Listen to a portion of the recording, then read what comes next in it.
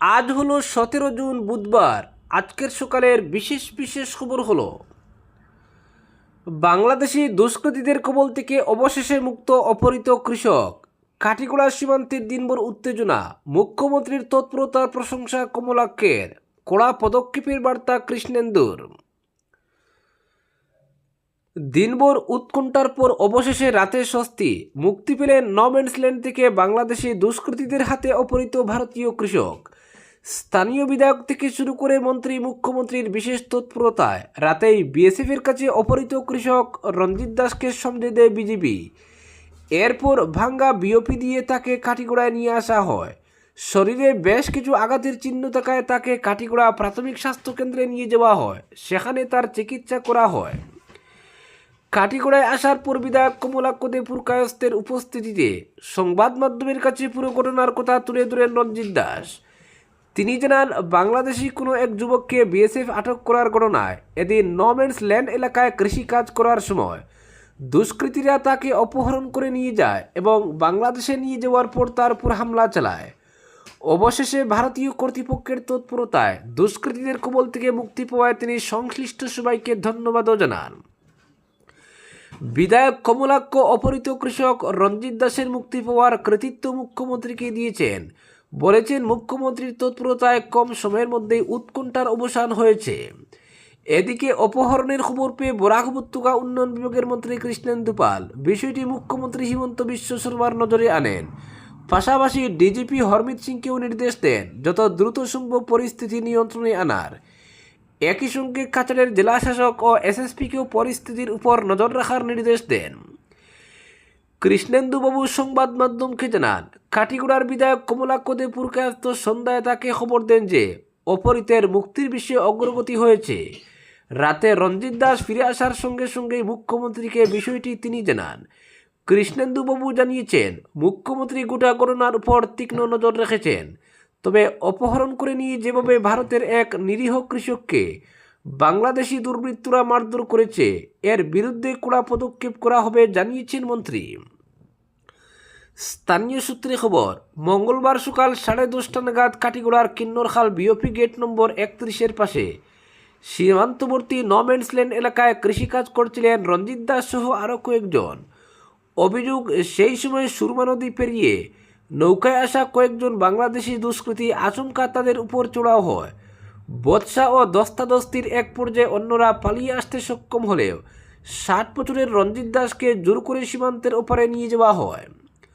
খবর পেয়ে দ্রুত এলাকায় পৌঁছে যায় বিএসএফ, তবে ততক্ষণে দুষ্কৃতীরা নৌকায় চেপে বাংলাদেশের সীমানায় ঢুকে যায়। এরপর বিএসএফ এবং বাংলাদেশের সীমান্তরক্ষী বাহিনীর মধ্যে একাধিক দফায় ফ্ল্যাগ মিটিং হলেও প্রথম দিকে মিলেনি সমাধান সূত্র। এদিকে সীমান্তে উত্তেজনা বাড়তেই তৎপরতা বাড়ে প্রশাসনিক মহলেও। অপহৃত কৃষকের মুক্তির জন্য ময়দানে নামেন কাঠিগড়ার বিধায়ক কমলাক্ষ দে পুরকায়স্থ ও উত্তর করিমগঞ্জের বিধায়ক জাকারিয়া আহমেদ পান্না। ঘটনার জেরে উত্তাল হয়ে ওঠে গোটা সীমান্ত এলাকা। অপহৃত কৃষককে নিরাপদে ফিরিয়ে না আনা পর্যন্ত এলাকা ছাড়বেন না বলে অবস্থান নেন স্থানীয় বাসিন্দাদের একাংশ। পরিস্থিতি সামাল দিতে ঘটনাস্থলে পৌঁছান কাছাড়ের সিনিয়র পুলিশ সুপার, স্থানীয় প্রশাসনের শীর্ষ আধিকারিকরা, দুই বিধায়ক এবং শিলচরের সাংসদ পরিমল শুক্লবৈদ্য। এক পর্যায়ে সীমান্তরক্ষী বাহিনীর ভূমিকা নিয়েও প্রশ্ন তুলতে শুরু করেন স্থানীয়রা। তাদের অভিযোগ, নিয়মিত টহলদারি থাকা সত্ত্বেও নম্যান্সল্যান্ড থেকে একজন ভারতীয় কৃষককে অপহরণ করা হলে নিরাপত্তা ব্যবস্থা নিয়ে প্রশ্ন ওঠাই স্বাভাবিক। এই অভিযোগকে কেন্দ্র করে কিছু সময়ের জন্য উত্তেজনা চড়ালেও পুলিশ ও প্রশাসনের সক্রিয় হস্তক্ষেপে সন্ধ্যার পর পরিস্থিতি নিয়ন্ত্রণে আসে। সীমান্তে ঘটে যাওয়া এই ঘটনা শুধু নিরাপত্তা ব্যবস্থাকেই প্রশ্নের মুখে দাঁড় করায়নি, বরং আন্তর্জাতিক সীমান্তবর্তী অঞ্চলের মানুষের অনিশ্চয়তা ও নিরাপত্তা সংকটকেও নতুন করে সামনে এনে দিয়েছে। অপরদিকে শীঘ্রই দখলমুক্ত হবে সরকারি জমি, বললেন বিধায়ক কমলাক্ষ দে পুরকায়স্থ। বদরপুর স্টেশন রোডে আসছে নতুন রূপ। বদরপুর শহরের অন্যতম গুরুত্বপূর্ণ স্টেশন রোড শীঘ্রই নতুন পরিচয়ে সেজে উঠতে চলেছে। রাস্তার নাম পরিবর্তনের পাশাপাশি আধুনিক ফুটপাত, আকর্ষণীয় আলোকসজ্জা এবং বিভিন্ন নাগরিক সুবিধা সম্বলিত একটি উন্নত পরিকাঠামো গড়ে তোলার পরিকল্পনা নেওয়া হয়েছে। এই প্রকল্পের অগ্রগতি খতিয়ে দেখতে মঙ্গলবার সরেজমিনে পরিদর্শনে যান কাটিগড়ার বিধায়ক কমলাক্ষদে পুরকায়স্থ। তার সঙ্গে ছিলেন বদরপুর পুর বোর্ডের এক্সিকিউটিভ অফিসার ইঞ্জিনিয়ার, বদরপুর পৌরসভার চেয়ারপারসন রুবি নাগ, ভাইস চেয়ারম্যান শীতাংশু রায়, 5 গ্রাম বদরপুর মণ্ডল বিজেপির সভাপতি মিঠুন শুক্লবৈদ্য সহ অন্যান্য সংশ্লিষ্ট আধিকারিকরা। এদিন স্টেশন রোডের চৌমাথা থেকে হনুমান মন্দির পর্যন্ত এলাকার পরিমাপ করা হয়। পরিদর্শন শেষে বিধায়ক জানান, সরকারি জমি দখল করে থাকা অবৈধ দোকান ও স্থাপনা শীঘ্রই উচ্ছেদ করা হবে। এরপর ওই এলাকাকে নতুন নামের আওতায় একটি আধুনিক গৌরব পথ হিসেবে গড়ে তোলা হবে। প্রকল্পের আওতায় রাস্তার দুই পাশে প্রশস্ত ফুটপাত, উন্নতমানের আলোকসজ্জা, সৌন্দর্যায়ন এবং অন্যান্য প্রয়োজনীয় নাগরিক সুবিধা নির্মাণের পরিকল্পনা রয়েছে। বিধায়ক স্পষ্টভাবে জানান, জনসাধারণের স্বার্থ সংশ্লিষ্ট বিষয়গুলি তিনি অত্যাধিক গুরুত্ব আরোপ করবেন। উন্নয়নের ক্ষেত্রে কোনো ব্যক্তিগত বা গোষ্ঠীগত স্বার্থকে প্রাধান্য দেওয়া হবে না। তিনি আরও জানান, ঠিকাদারদের সুবিধা অনুযায়ী নয়, বরং নির্ধারিত মান বজায় রেখেই কাজ সম্পন্ন করতে হবে। কাজের গুণগত মান নিয়ে কোনো আপোষ করা হবে না এবং অনিয়ম ধরা পড়লে কঠোর ব্যবস্থা গ্রহণ করা হবে।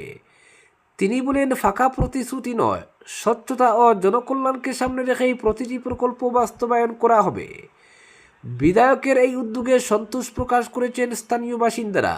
তাদের মতে ঘোষিত পরিকল্পনাগুলি বাস্তবায়িত হলে বদরপুর শহরের সৌন্দর্য বদলে যাবে এবং শহরের রূপ পরিবর্তন হয়ে যাবে। অপরদিকে গুয়াহাটির সড়কে ই রিকশার চলাচলে বাধা নেই, জানিয়ে দিল হাইকোর্ট। দীর্ঘ আইনি লড়াইয়ের পর অবশেষে স্বস্তির খবর গুয়াহাটির শত শত ই রিকশা চালকের জন্য। শহরের রাস্তায় ই রিকশা চলাচল বেআইনি নয় বলে স্পষ্ট জানিয়ে দিল গৌহাটি হাইকোর্ট। আদালতের এই পর্যবেক্ষণের ফলে ই রিকশা চালকদের উপর দীর্ঘদিনের অনিশ্চয়তার মেঘ অনেকটাই কেটে গেল। বিতর্কের সূত্রপাত 2022 সালে। সে সময় গুয়াহাটি পৌর নিগম এক নির্দেশ জারি করে দাবি করেছিল, মোটর সংযোজন করে চালানো রিকশাগুলি বৈধ নয়।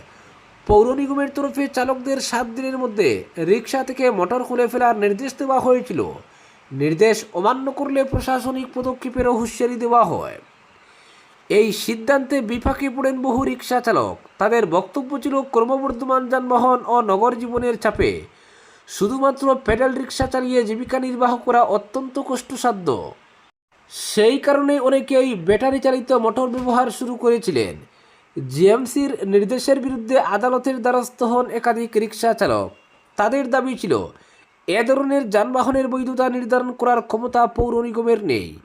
আবেদনকারীদের পক্ষ থেকে বলা হয়, বৈদ্যুতিক মোটর সংযোজিত রিকশাগুলি কেন্দ্রীয় মোটরযান বিধির আওতায় বিবেচিত হওয়া উচিত এবং সেই বিষয়ে সিদ্ধান্ত নেওয়ার ক্ষমতা স্থানীয় পুর কর্তৃপক্ষের নয়। মামলার শুনানিতে পরিবহন বিভাগের অবস্থানও সামনে আসে। জানানো হয়, এই ধরনের রূপান্তরিত রিকশাগুলি প্রচলিত আইনের অধীনে ই রিকশা বা ব্যাটারি চালিত যানবাহন সংজ্ঞার সঙ্গে পুরোপুরি সামঞ্জস্যপূর্ণ নাও হতে পারে। তবে সেই যুক্তির ভিত্তিতে সেগুলিকে সরাসরি বেআইনি ঘোষণা করা যায় কিনা তা নিয়েই মূল আইনি প্রশ্ন তৈরি হয়। শেষ পর্যন্ত গৌহাটি হাইকোর্ট জিএমসির নির্দেশ খারিজ করে দেয়। আদালতের পর্যবেক্ষণ, শুধুমাত্র মোটর সংযোজনের কারণে ই রিকশাকে বেআইনি বলা যাবে না।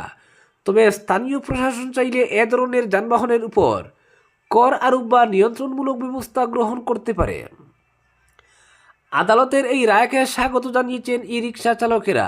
তাদের মতে, দীর্ঘদিন ধরে জীবিকার উপর যে অনিশ্চয়তা তৈরি হয়েছিল, এই রায়ে তার অবসান ঘটল।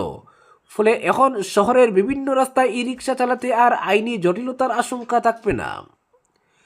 হাইকোর্টের এই সিদ্ধান্ত শুধু চালকদের জন্য স্বস্তির খবর নয়, বরং নগর পরিবহন ব্যবস্থা ই রিকশার ভবিষ্যৎ নিয়ে গুরুত্বপূর্ণ দিশা দেখালো বলে মনে করছে সংশ্লিষ্ট মহল। অপরদিকে দক্ষিণ হাইলাকান্দির মাধবপুর উপস্বাস্থ্য কেন্দ্র পরিদর্শন করলেন বিধায়ক ডক্টর মিলন দাস।